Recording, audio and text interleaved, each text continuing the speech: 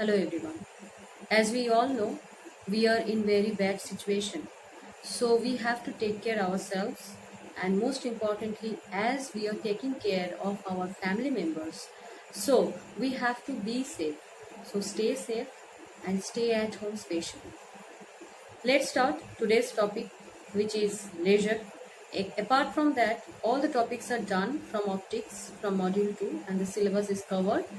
So today we are going to study all the features of laser and from that the processes by which lasers can be made, basically the stimulated emission and the population inversion. We will talk about it and I will discuss in detail. Okay, so let's start. So today's topic is laser. To learn about laser, first we need to learn some basic properties of laser. Okay. So there are 4 points I have mentioned. First, we need to learn the abbreviation of laser. Basically, what is the full form of it? Okay. Light amplification by the stimulated emission of radiation. Okay, here actually laser produces the amplification of light. That means laser amplifies the light. By which process? By the process of stimulated emission. That stimulated emission process is very important to describe the laser phenomena that we will discuss in the next slides. Okay.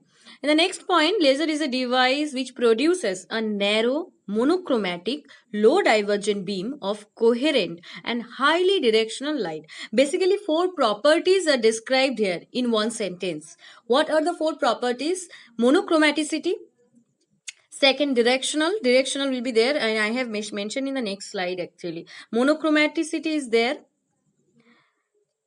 and the next one is directional, third one is highly intensity, and the fourth one is coherent. Basically, what does it mean, that monochromaticity means whenever you are talking about monochromatic light, that means you are talking about a single wavelength light. Okay, only one color should be there, you can say like that. Okay, because white light is combination of all the colors and it is a combination of several types of wavelengths.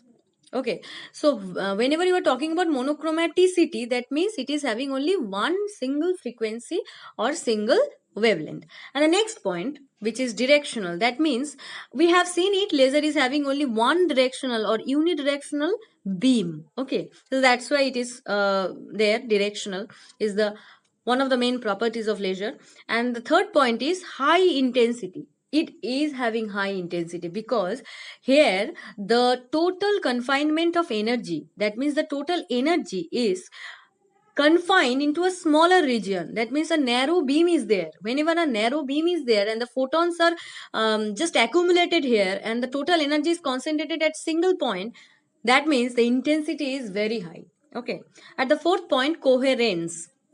What is basically coherence? Coherence means basically the phase correlation between the photons are fixed. Okay, because for you can say the for ordinary light the photons are diverging, the photons are spreading out. Okay, they are not correlate, they are not at definite phase correlation.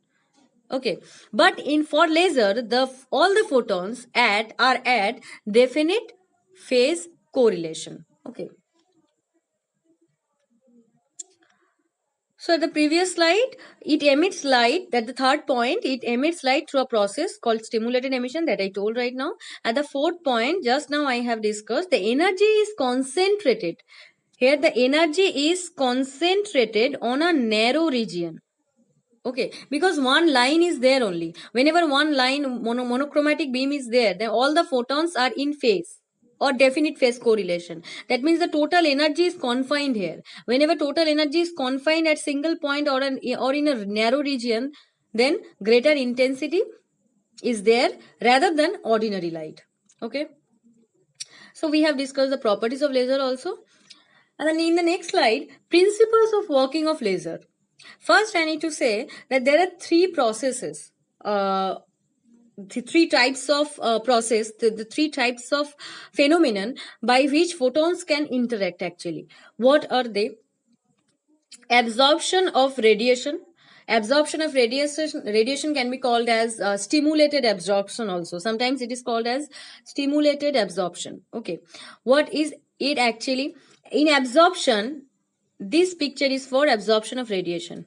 What actually happens? Okay, See, whenever at the lower level, electron or atom is confined in the ground state level, we know that whenever it is having some energy, suppose the energy is h nu. Why it is h nu? Because we are giving energy in terms of photon or in terms of light. Okay, so here the energy we are giving, that is h nu, and whenever it is possessing the h nu energy at the lowest level, then it will be it will be risen up to the uppermost level, which is E2. So here in the absorption of radiation, basically the electron absorbs the energy, that is the photon energy, and then it will be at the upper state of the energy level. Okay.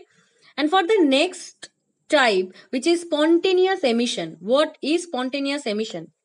For spontaneous emission, whenever it is at the higher energy state, that means it is at the E2 state. E2 is the higher energy than E1, and then it will release energy to again go to the lowest energy level. Okay, it will be spontaneous because by itself only it will emit the photon energy, that is h nu, and then again it will be returned to the previous state, which is the lowest energy state or ground state energy. Okay, and the third one is stimulated emission, which is very important, that we will discuss. This is the only process that is responsible for the laser phenomenon. What is it actually? See, here we have seen, for absorption we have seen that electron captures some energy, then it is going towards the higher state. And for spontaneous emission, from the higher state, whenever electron is coming downward, then it is releasing some energy, which is h nu, or the energy of the photon. Okay, but for stimulated emission, the electron is there only at the higher state. Okay, to agitate it or to trigger it, we are giving some amount of energy, that is h nu, to trigger. Basically we are triggering it. Okay, to trigger, to do what? We are triggering it to do what? Basically we are triggering it to come downward. So it is whenever it is coming downward at the lowest energy level or at the ground state, then it is releasing 2 photon energy. Why? Because whenever it is coming downward, then automatically it will release the photon energy h nu, but again we are giving another photon energy to trigger it. So that's why 2 photon energy or 2 h nu will be there. Okay, so for stimulated emission, what is happening actually? We are triggering the electron at the higher state, and to trigger it, we need a photon energy, which is h nu. H nu basically is the photon energy we have already seen from the Einstein's equation, that E equals to h nu for photon energy. Okay, so for 1 h nu, it is releasing for the triggering energy, and 1 h nu it is releasing for the spontaneous emission. Okay.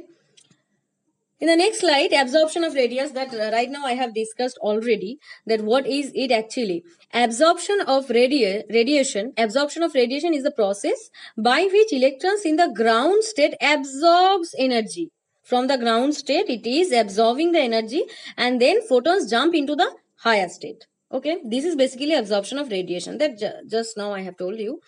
In the spontaneous emission, that also I have discussed, the spontaneous emission is the process by which electrons in the excited state, it is actually at the excited state at the initial level, okay, but now it is returning to the ground state by emitting photons, but it is a spontaneous process because we are not giving any external energy.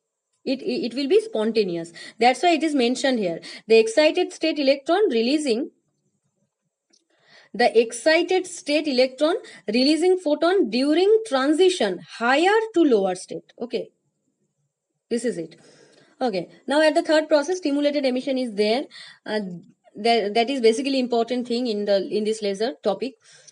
So what is it? Stimulated emission is the process by which incident photon interacts.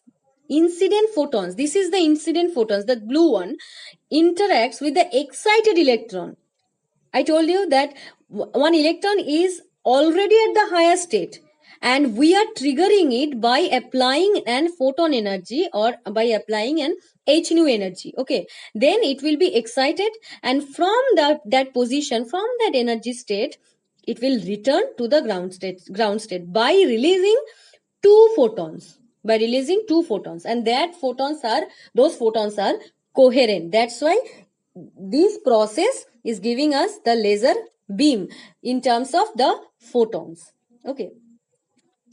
Population inversion, the main topic in the stimulated emission process to describe laser, basically. Okay. So to describe population inversion, first we have to consider something. Population inversion, from the population we can easily understand that there should be some population of some atoms or electrons in energy state, and for inversion we can understand that some kind of opposite things are happening here. Okay, so let's start. So let us consider an assembly of independent atoms. Okay, independent atoms. Independent atom means they are not in any influence of external force or external influence. Okay, so which can exist only two levels. There are two levels, basically 1 and 2, and one level, first level, is described as E1 energy state, and second one is E2 energy state. Okay, and here N1 is the number of atoms situated in the energy state E1, and N2 is the number of population or number of atoms situated at the energy state E2. Okay, so they are the number of atoms per unit volume in the state 1 and state 2. They are the numbers per unit volume we are considering for the simplification only. Okay, so now these numbers are called population. That I told right now, population is basically the number of atoms gathered in a single state, single energy state. Okay, now for Boltzmann distribution, we know what we know. We know the law of population, or no, law of probability for any population or number of electrons or number of atoms in a energy state, in an energy state. Okay, so basically this is the law. N2 by N1 divided by E to the power minus E2 minus E1 divided by KT. So let me tell you one thing here. E2 minus E1 is basically H nu. Here K is the constant, which is called Boltzmann constant, and T is the absolute temperature. First, we need to mention that E2 greater than E1. Why so? Because E2 is the highest energy level rather than E1. Okay. The next slide. What is basically population inversion? Population inversion occurs when more electrons in a particular situation are in a higher energy state than in a lower energy state. That means we always know from the previous knowledge that always at the lower energy state, E1 or anything, at the lower energy state or ground state energy, always more electrons are there at the lower energy state, and then whenever it is having some external energy or we are putting some external energy, then it absorbs that energy and then it will rise up. Okay, but here already that we have seen in the stimulated emission or in the population inversion process, that at the higher energy states their number of electrons are greater than number of electrons are there at the lowest energy state. Okay, so that is exactly what they are telling. Population inversion can be thought of as an inversion from the standard since the electrons are typically located in energy state. Basically, we know that from the previous knowledge that at the lower energy state always electrons are gathering there, right? But in this process, population inversion, that's why inversion term is included here. Here at the higher energy state, more electrons are there. Okay. So the another point is there, for the transition to give visible light, to transit the visible light, we need this energy for the transition of visible light. E2 minus E1 equals to 1.25 electron volt. And the next one is the method by which such a population inversion is achieved. Basically, it will be done by external forces, external energies.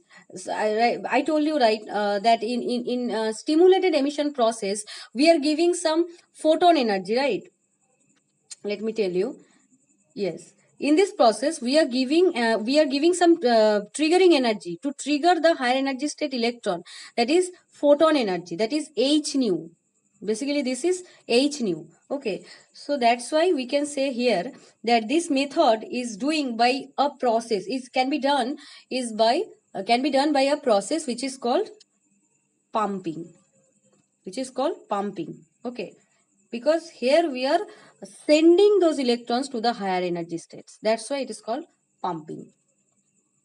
Now, at the next slide, Einstein's AB coefficients are there. The radiation energy density is included here. The expression of radiation energy is there. And after that, Planck's law we need. And before Planck's law, we need to learn that energy difference E2 minus E1 will be H nu, that we will introduce here, and from that we will find out the relation between Einstein coefficients. Okay, what are the Einstein coefficients here? The AB coefficient, basically this A21 B21 and B1 to B21, and this is the Einstein relations also, and this is also the Einstein relation. Those are actually A coefficients and B coefficients that we will discuss now in a PDF page that I have done it in rigorous way in detailed calculations. That is important for your syllabus, that we will discuss in detail.